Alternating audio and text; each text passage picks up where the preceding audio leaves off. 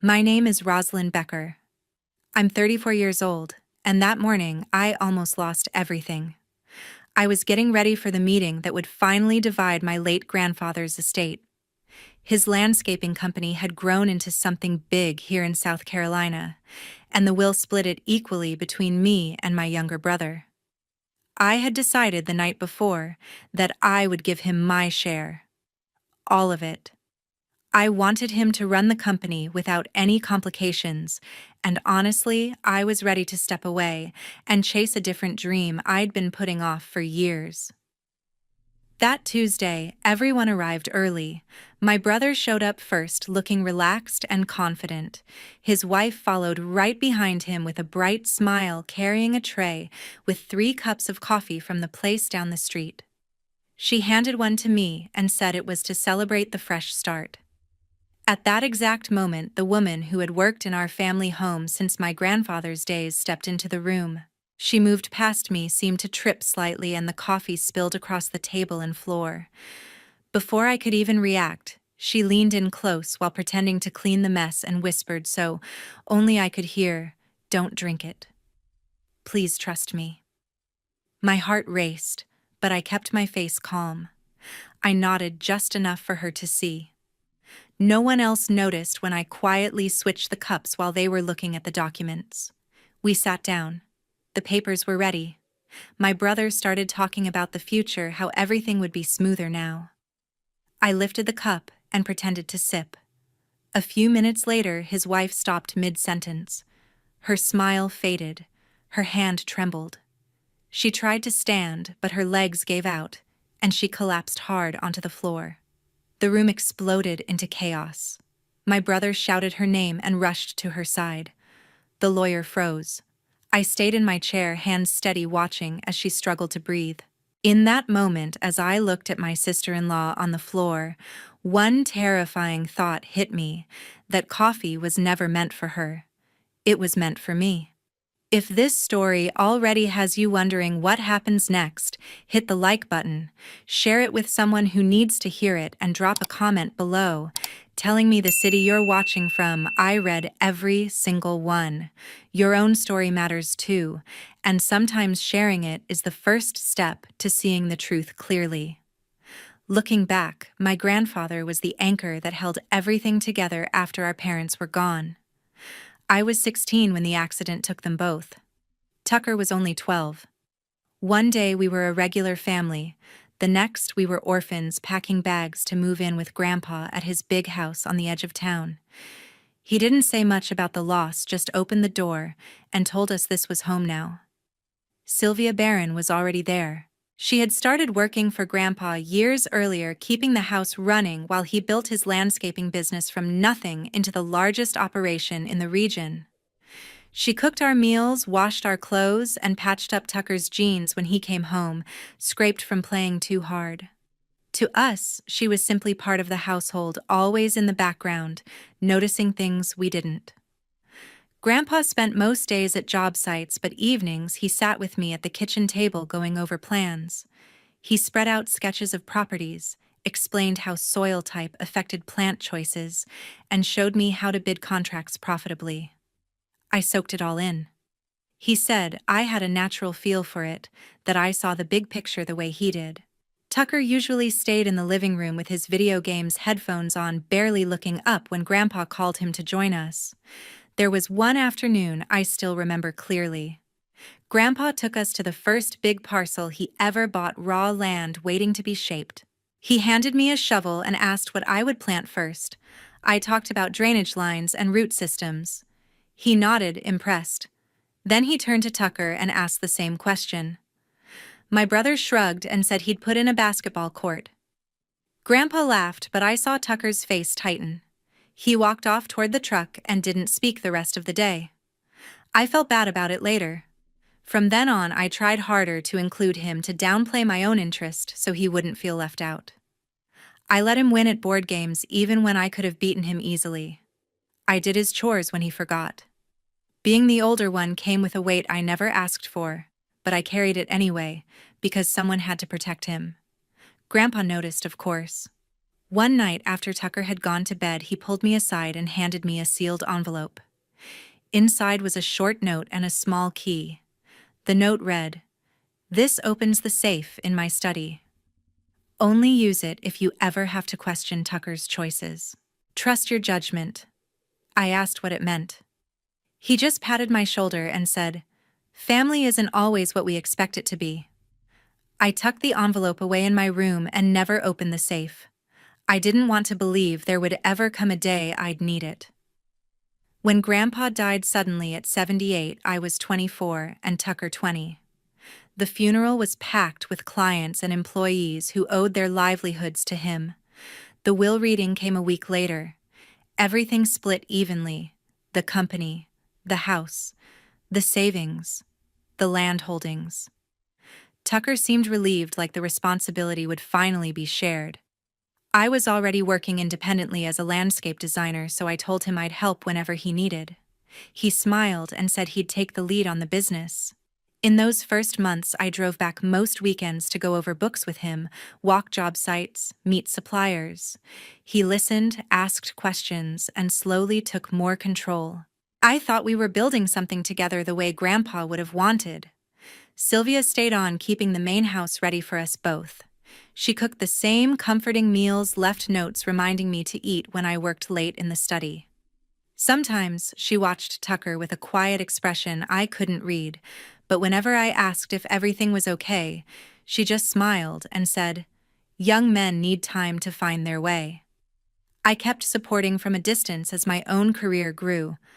I took on bigger projects, traveled for consultations, but always made room for whatever the company needed. Tucker called less often as time passed, and when he did, it was usually about expansion ideas or new equipment. I sent money when cash flow was tight, signed papers he mailed over, assumed he was handling the day-to-day just fine. I never touched that safe. I told myself there was no reason to doubt my little brother. Blood was supposed to mean trust, and I had spent my whole life protecting his. Looking back now, I see the small moments I ignored: the way his voice changed when money came up, the quick subject switches, when I asked about certain invoices, the growing distance between us that I blamed on busy schedules. Sylvia saw it too. I realize that now. She had watched us both grow up under the same roof. She knew our habits, our silences, our truths better than anyone. But at the time, I was too busy being the responsible older sister to notice the cracks forming underneath everything we had built. The shift started the day Tucker brought Camden home to meet me.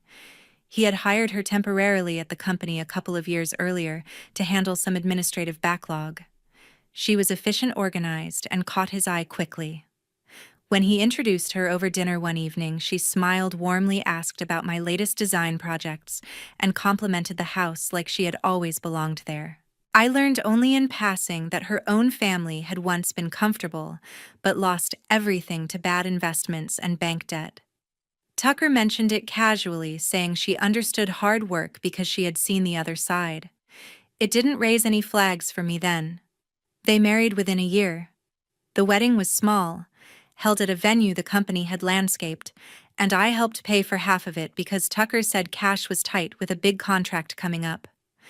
After the honeymoon, they moved into a place closer to the main office, and my brother began spending longer hours there. At first, I thought it was ambition. He called me less for advice, handled bids on his own, and started talking about expanding into commercial properties. When I offered suggestions during our monthly check-ins, he brushed them off more often. "I've got this, Rosalind. You don't need to worry." His tone was polite but firm, like he was drawing a line I hadn't seen before.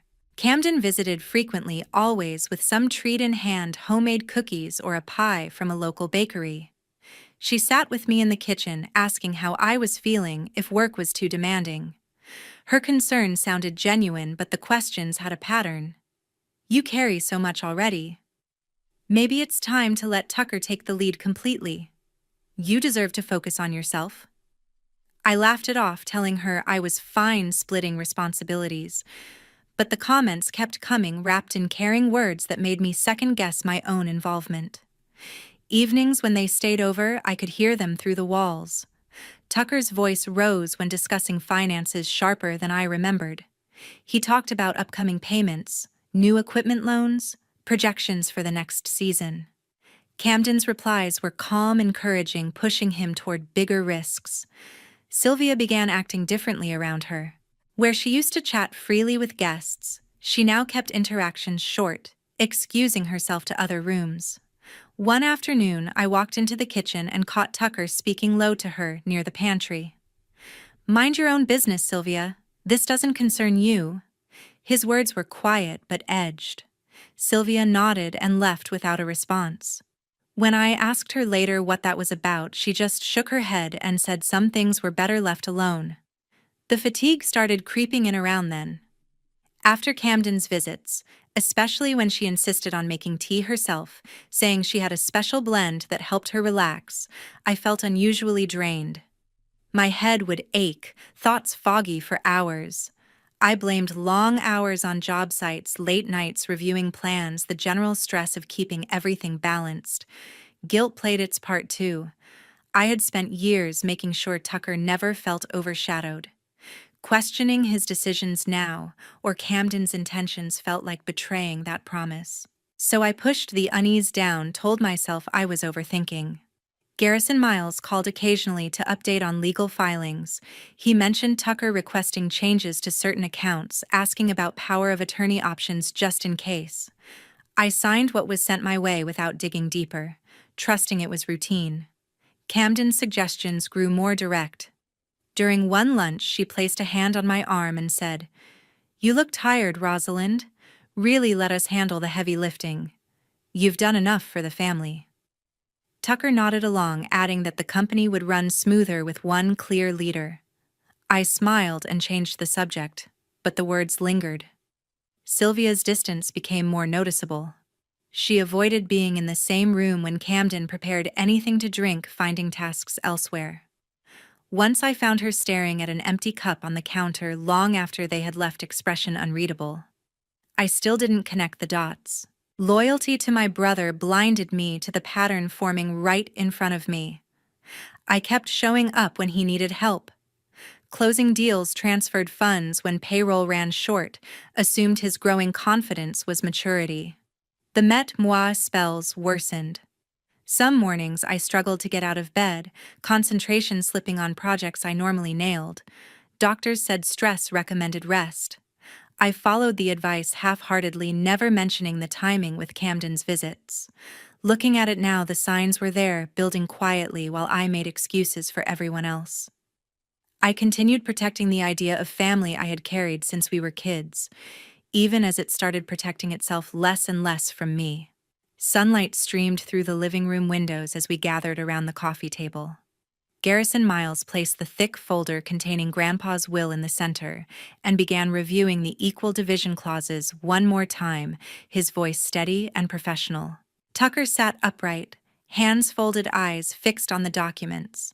Camden kept smiling, small nods accompanying every point the lawyer made. I listened for a while, feeling the weight of the moment settle in my chest. Then I drew a breath and spoke clearly. I told them I was giving Tucker my entire share, the company, the properties, everything. I wanted him to have full control to grow the business without any shared decisions holding him back. And truthfully, I had been thinking for months about stepping away from landscaping to pursue the independent design work I had always loved, but set aside for family obligations. The room went quiet for a second. Tucker's eyebrows rose in surprise before he broke into a grateful smile. Camden clapped lightly, her eyes lighting up. "That's wonderful," she said, standing quickly. "Let me get some coffee to celebrate properly. There's that great place just down the road." She returned minutes later with a tray, holding 4 cups, steam rising gently. She set one in front of me with a warm, "Drink up, it's a happy day." The aroma was familiar, strong, inviting. Sylvia moved about the room, tidying things that didn't need tidying, cloth in hand. Her gaze lingered on my cup longer than usual, a flicker of something I couldn't place crossing her face. I reached for the handle. At that instant, Sylvia brushed past the table. Her elbow caught my arm just enough to tip the cup. Coffee splashed across the wood and dripped onto the rug. She dropped to her knees, immediately dabbing at the spill with quick apologies. While crouched there, shielded by the table edge, she looked up and whispered urgently, words meant only for me. "Don't drink it. Please trust me." Shock froze me for a heartbeat. But years of reading people in negotiations kicked in. I kept my expression neutral, shifted slightly, and swapped my cup with the one meant for Garrison, while he leaned forward explaining signature pages. Camden picked up the remaining cup, took a sip, and started talking excitedly about future expansions. New clients, she had ideas for how streamlined everything would be now. Garrison continued outlining the transfer process, pointing to lines needing initials. Tucker leaned in, asking clarifying questions, pen ready. Camden's voice trailed off mid-sentence. She blinked several times, set the cup down harder than intended. Color drained from her cheeks. Her hand went to her temple as if pressing against sudden pressure. She tried to laugh it off, saying she must have stood up too fast, but the dizziness visibly worsened. Her breathing shortened. She gripped the arm of the sofa to steady herself, knuckles white. Tucker noticed first, asking what was wrong. She waved him off weakly, then her knees buckled. She collapsed heavily, body hitting the floor with a thud that silenced the room. Tucker lunged forward, cradling her head, calling her name in genuine panic I had never heard from him before. Garrison pulled out his phone and dialed emergency services, voice calm but urgent as he gave the address and symptoms. I remained seated, hands resting on my lap, watching every detail. The way Tucker's eyes darted to the spilled coffee, then away. The slight tremor in Camden's fingers, as paramedics would later describe. The exact moment realization began to dawn on me that something intended for me had gone horribly wrong. Sirens approached outside. Paramedics rushed in, checking vitals, asking rapid questions. Tucker answered most of them, voice cracking. Garrison stepped back to give them space. I stayed in my chair, pulse steady now, mind racing through possibilities I didn't want to believe. The cup I had almost drunk from sat untouched on the tray, innocent looking. Everything after that moved in a blur of stretcher wheels and closing doors, but one thought anchored me as we followed the ambulance. Whatever had been planned that morning had just backfired spectacularly. And the person now fighting for stability in the back of that vehicle was never the intended target. The ambulance ride to the hospital felt endless, lights flashing through the windows as paramedics worked on Camden in the back. We arrived at the emergency room in a rush of doors and gurneys. Doctors took over immediately, wheeling her behind closed doors while nurses fired questions at us. Tucker answered most, voice tight, repeating that it came on suddenly after coffee. A doctor emerged after what seemed like hours, face serious behind the mask. He explained Camden had been exposed to a substance causing severe health complications. They were performing emergency procedures to flush her system and stabilize her. Tests were running to identify exactly what it was, but the symptoms pointed to something deliberate and dangerous. Tucker paced the hallway, rubbing his face, eyes red as he muttered over and over that he couldn't understand how this happened. He kept asking nurses for updates, demanding to see her. But I watched closely. There were no real tears, just repeated phrases like lines he had practiced. Garrison sat beside me on the hard plastic chair's, voice low. He suggested quietly that we should have the remaining coffee at the house, tested, preserve the scene before anything was cleaned. Tucker overheard and cut in sharply, saying it could wait until we knew Camden was safe, that cleanup wasn't a priority right now. I nodded along but stayed silent, mind turning over every detail from the morning. The doctor returned once more to say she was stable for now, but would remain under observation. Visiting wasn't allowed yet. I left before the others, telling them I needed air and would check in later. The drive home was quiet, streets familiar, but feeling distant. Back at the house, the living room still carried signs of the chaos: overturned tray, dried stain on the rug, papers scattered where they had fallen. I sat on the sofa staring at it, all pieces starting to connect in ways I didn't want to accept. I picked up my phone and texted Sylvia asking her to meet me away from the house. She replied instantly, suggesting a small cafe a few miles down the road, the one we sometimes stopped at after grocery runs. I arrived first, chose a corner table away from the windows. Sylvia walked in carrying her old canvas bag, face pale but determined. She slid into the seat opposite me without ordering anything. She reached into the bag and pulled out a thin envelope, sliding it across the table. Inside were several photographs printed on regular paper. They showed Camden in our kitchen on different days, standing at the counter with her back to the door, hand dipping into her purse before stirring a cup. The angles were from the hallway, careful and discreet. Sylvia spoke softly, voice trembling slightly. She explained she had only started taking pictures in the last few weeks, using her phone when no one noticed. Before that, it was just suspicion, Camden sending her on unnecessary errands whenever she offered to prepare drinks for me, or lingering in the kitchen alone longer than needed. She admitted fearing no one would believe the longtime housekeeper over family, but the pattern became too clear to ignore. The way Camden watched me after those visits, the questions about my schedule, the insistence on bringing her own blends. Her hand shook as she pushed the envelope closer. I couldn't let anything happen to you. Not after everything. I flipped through the images slowly, stomach turning with each one. The dates stamped in the corners matched days I remembered feeling especially off afterward. My fingers went cold holding the paper, a chill spreading through me that had nothing to do with the cafe air conditioning. For the first time, I allowed myself to acknowledge out loud what my mind had been circling. Something was very wrong, and it wasn't random. Sylvia watched me carefully, ready to steady the envelope if my grip slipped. She didn't push for answers, just sat there offering the only kind of support she could, truth she had risked everything to gather. I tucked the photos back inside mine, already moving to what came next. The doubt I had carried for months crystallized into certainty in that quiet corner booth. Whatever had been meant for me had found the wrong person today, and the evidence now in my hands was only the beginning. Sleep evaded me completely in the days that followed. I lay staring at the ceiling, replaying every interaction, every overlooked moment. The photographs weighed heavy in my mind, concrete proof I could no longer ignore. Finally, I got up, went to the study, and opened the safe. Grandpa had shown me all those years ago. The envelope was still there, untouched. I slid out the single sheet and the small key. The note was brief in his familiar handwriting. If Tucker ever changes in ways that worry you, check the old loan contracts closely. Trust what you find. It felt like a message from beyond, one last piece of guidance I had waited too long to heed. I contacted Garrison Miles the next morning, asking him to come over with any records he could access quickly.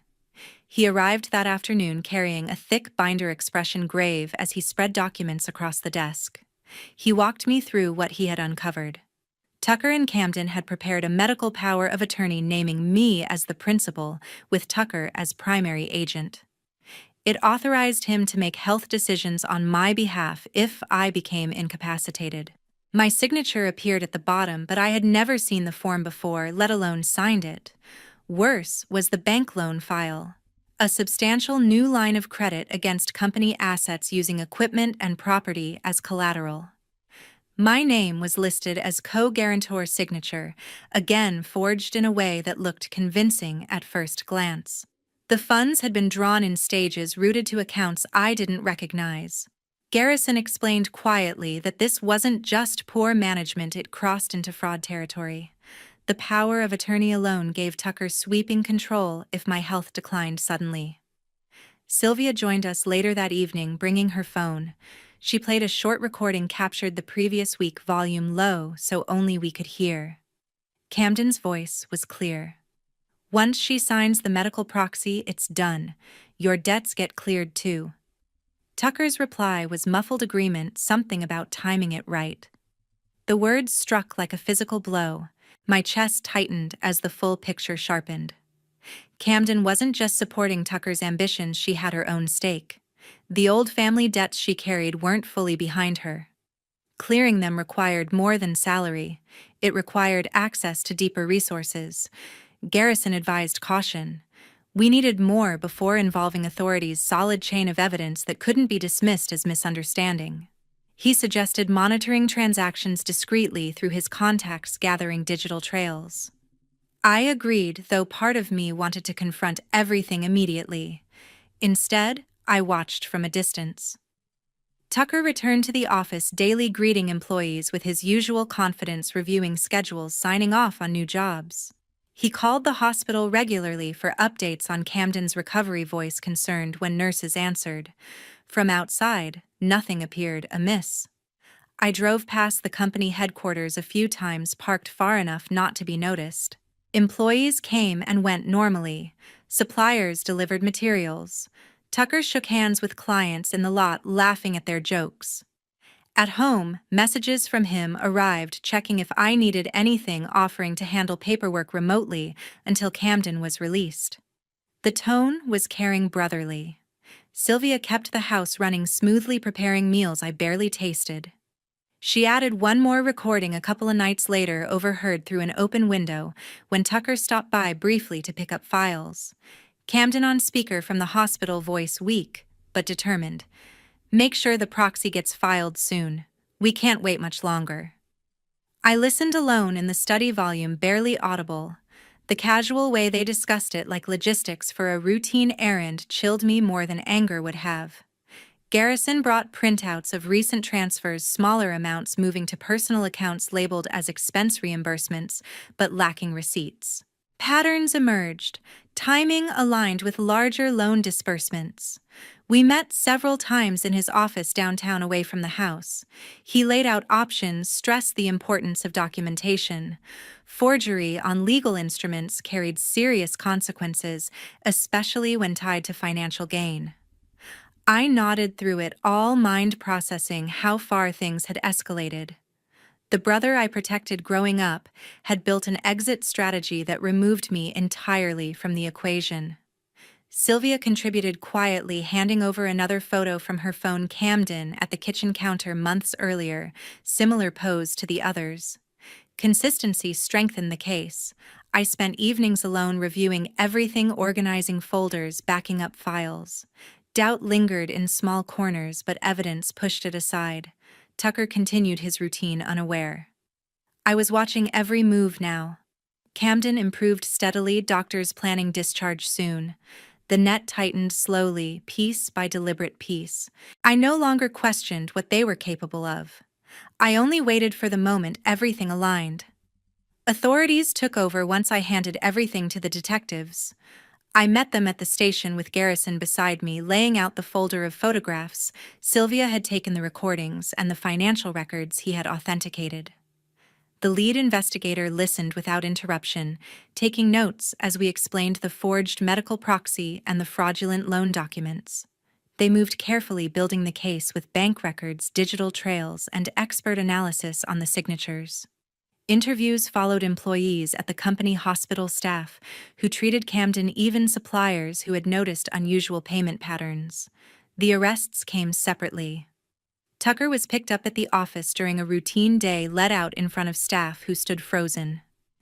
Camden, still recovering at home, was taken later that evening. Charges included attempted serious harm, identity theft, forgery, and multiple counts of financial fraud. The prosecution painted a clear picture of motive tied to debt and control. The trial was open to the public, held in the county courthouse downtown. I attended every session, sitting in the gallery with Sylvia a row behind me for support. Sylvia testified first. She spoke steadily about her years with the family, the patterns she observed, the decision to document what she saw. She described positioning her phone, the dates matching my unexplained fatigue episodes. The jury listened intently as photos were projected on the screen. Garrison followed, breaking down the financial irregularities in detail. He showed transfers lacking proper authorization, the loan applications with my forged endorsement, the medical power of attorney filed without my knowledge. His testimony established the scale: hundreds of thousands routed improperly. Defense tried to portray it as mismanagement, not intent. They questioned Sylvia's credibility as a longtime employee, possibly holding a grudge. They suggested the recordings were edited, the signatures, coincidental similarities. Then came the turning point. Camden took a deal mid-trial. In exchange for testimony, prosecutors reduced charges against her. She turned on Tucker, completely claiming he masterminded everything to pay off her family debts, pressuring her into helping because she feared losing him.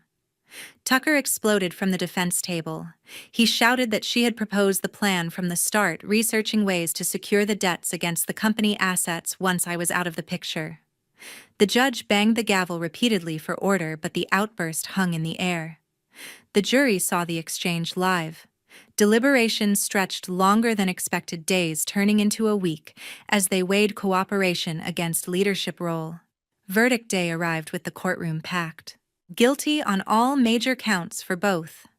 Tucker received the heavier sentence, decades behind bars, reflecting his primary involvement in the fraud and planning. Camden got less time credited for her late cooperation, though still substantial years. The judge ordered forfeiture of assets traced to the illegal loans equipment accounts, portions of property equity. Legitimate company operations continued under court supervision until sold or restructured. I walked out of the courthouse without glancing back at the defense side. No final look at my brother, no words exchanged. Contact ended there, visitation denied, letters returned unopened. The break was absolute. Reporters waited outside, questions flying about family betrayal, forgiveness. I kept walking, Garrison shielding me until we reached the car. The legal system had done its work. Consequences were real, measured in years lost and assets seized. I felt no satisfaction, only a quiet finality. Blood ties had proven fragile when tested against greed. The people who stood with me through it all weren't related by birth. That truth settled in as the courthouse faded in the rearview mirror. Life reshaped itself in quiet ways after the gavel fell. I put the old house in South Carolina on the market quickly. Too many rooms echoed with conversations I no longer trusted. The sale closed without complication, and I chose a smaller town an hour north, a place with winding roads and enough land for the private garden I had always wanted but never prioritized. The new house was modest, surrounded by mature trees and open space where I could design beds of perennials from scratch. Unpacking felt like shedding weight. Fewer possessions, fewer reminders. With what remained of my legitimate inheritance, I founded a small foundation focused on helping young adults facing financial exploitation from family members, especially in complicated inheritance situations. The work involved legal guidance, emotional support referrals, and education about red flags in trusts and powers of attorney. Applications came steadily. Stories similar to mine, but caught earlier. Sylvia insisted on coming with me. She packed her few belongings and declared the new place needed her touch. She tends the kitchen now, the same way, preparing meals that arrive without asking, leaving herbal tea on the counter when she notices tension in my shoulders. I drink it gratefully, knowing its source. Garrison drives up regularly, handling the foundation's filings and offering advice on grant structures.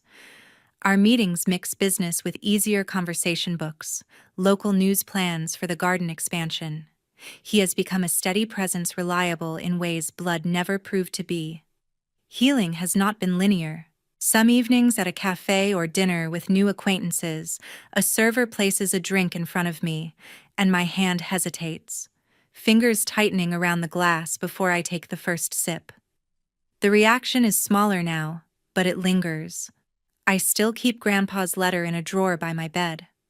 I pull it out on harder days, reading the familiar lines as a reminder to trust my own judgment sooner next time. The emptiness left by Tucker sits deep, a space no amount of activity fully occupies. I don't dwell on what might have been different. I simply acknowledge it is there. Through the foundation, I hear from others carrying similar voids, siblings lost to resentment, parents blinded by entitlement. Their experiences reinforce what I learned the hard way: greed can take root early, fed by small, unchecked moments growing until it overshadows everything else. Yet loyalty, the real kind, often arrives unexpectedly. It showed up in Sylvia's quiet vigilance and Garrison's unwavering support. They became the family I chose, built on actions rather than obligation. I live differently now. Boundaries, clearer questions asked sooner, caution balanced with openness. Strength looks like vigilance rather than endless giving. If anything from my story reaches you watching this, let it be the value of listening to those quiet instincts, the ones we too often dismiss as overthinking. Protect your well-being without guilt. Self-preservation isn't selfish when trust has been weaponized. Notice the people who show up consistently without demand or expectation. They are the ones who matter most. Family is not solely defined by blood. Sometimes it is forged in the choice to stand by someone when staying silent would be easier. And sometimes surviving betrayal means building something new from the pieces left behind, stronger, wiser, and unapologetically your own.